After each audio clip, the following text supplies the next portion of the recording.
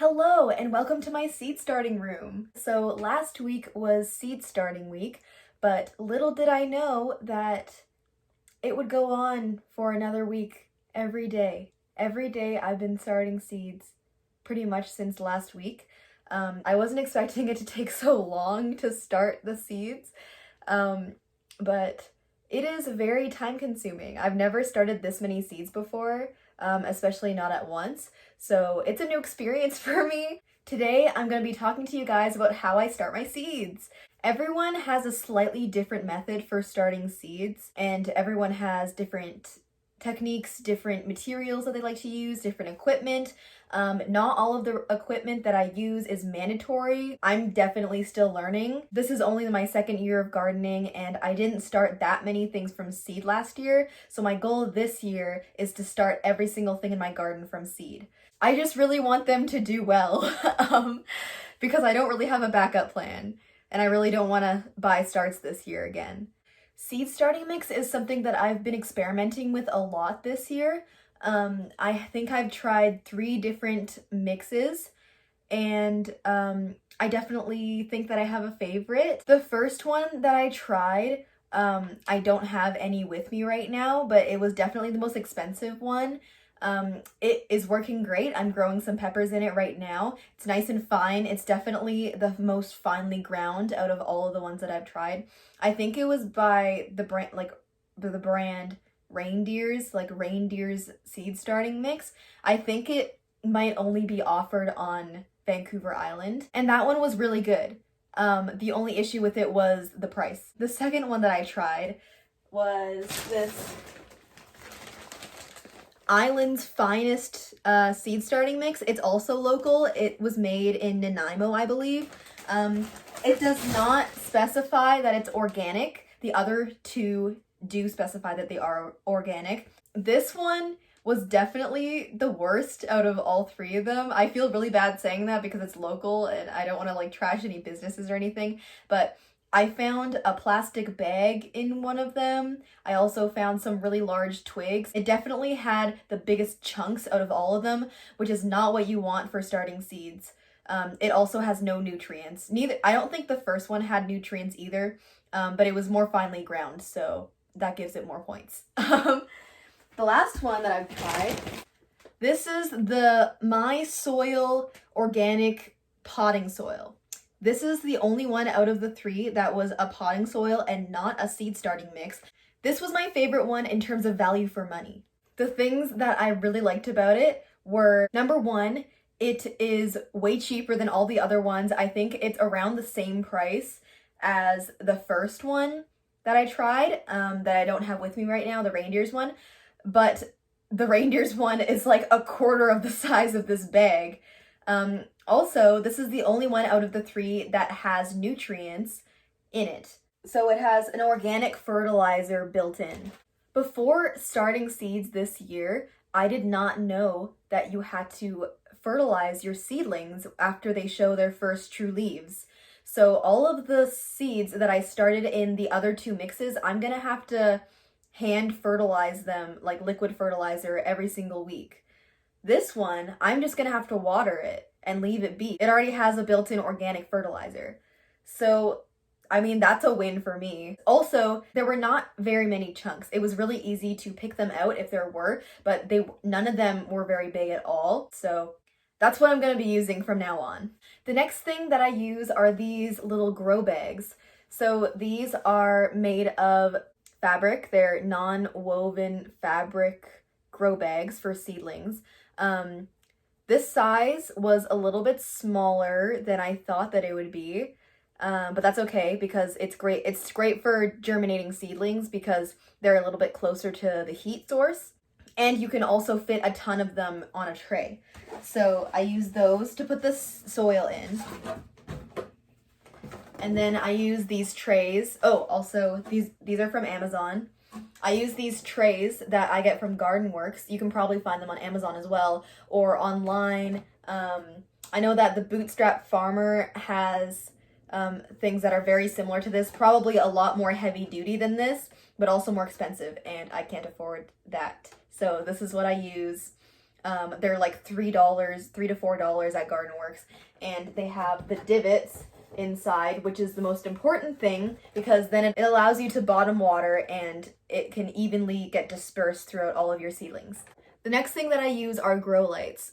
These grow lights I got from Amazon. They are the kind that you attach to a table or that you clip onto something because I don't have a great setup in terms of like shelving. A lot of people grow on metal shelving. They have a light on each shelf that is just floating there. I don't have anything to attach those types of lights to, so this works great, especially for beginners. If you don't have a huge setup and you're just wanting to grow a few seedlings and you have a table that you can attach this to, then that's really all you need. This is what the grow lights look like. As you can see, they're very flexible. You can maneuver them in whatever way you need to make sure that all of your seedlings are getting enough light. This is the clamp thing that you can use to attach to a table. It's really easy to use, really simple. It also comes with a timer, so you can set it for 3, 9, or 12 hours on for the light, and it has 3 different settings for the color of the light. Normally you want a bit of a cooler color for germinating and growing seedlings. I normally have mine on the setting of 12 hours on every day.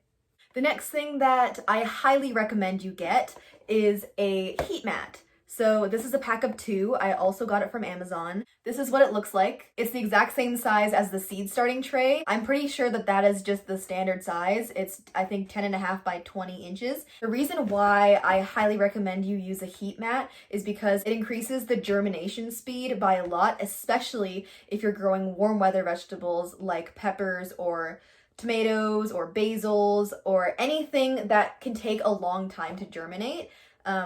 Heat mats are really great for that. So let's take a look at my grow setup.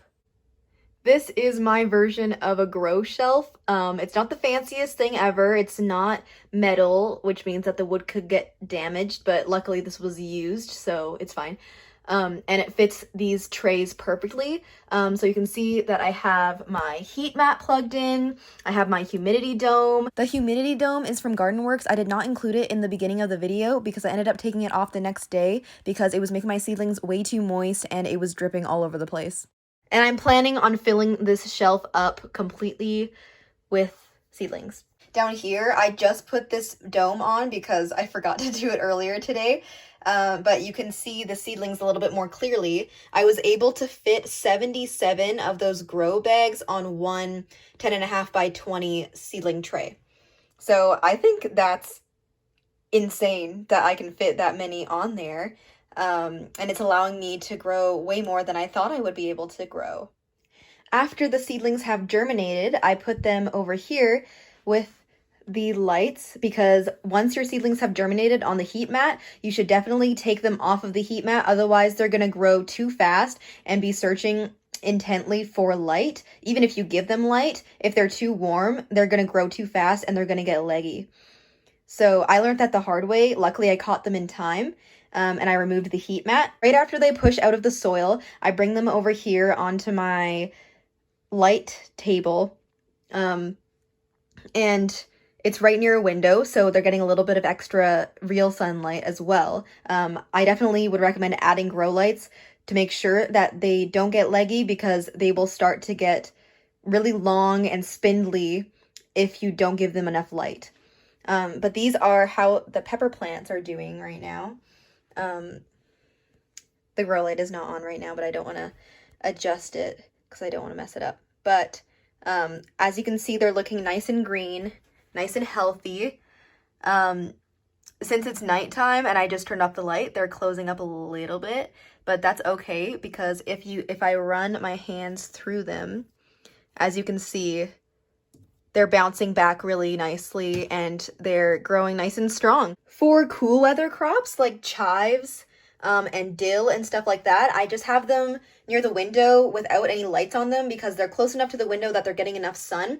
And since they are cool weather crops, they will still germinate without a heat mat. As you can see, these are the first chives pushing out and they're doing just fine. That is my grow setup.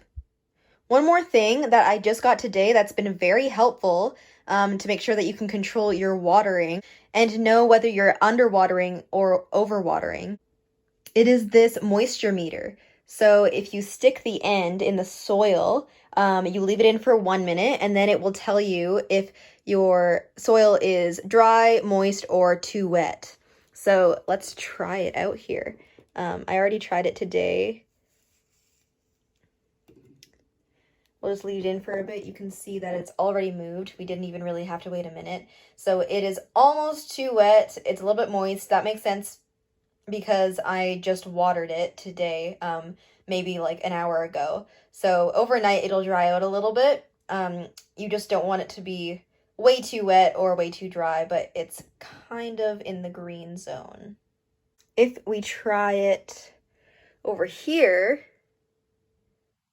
where my chives are,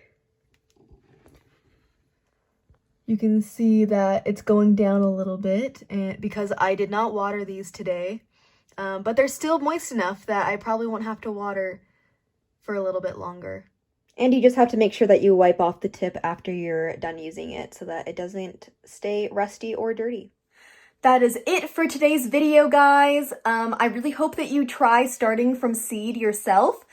It is very rewarding, especially if you can get all of the plants in your garden to be started from seed yourself. Plant starts can be really expensive, so I really hope that this video helps you. I hope that you learned something. I know it was a lot of information, but I do think that a lot of it is very helpful, and I'm just telling you the things that I wish I knew when I first started. I hope you have a great day, great night, whenever you're watching this, and I'll see you in the next video.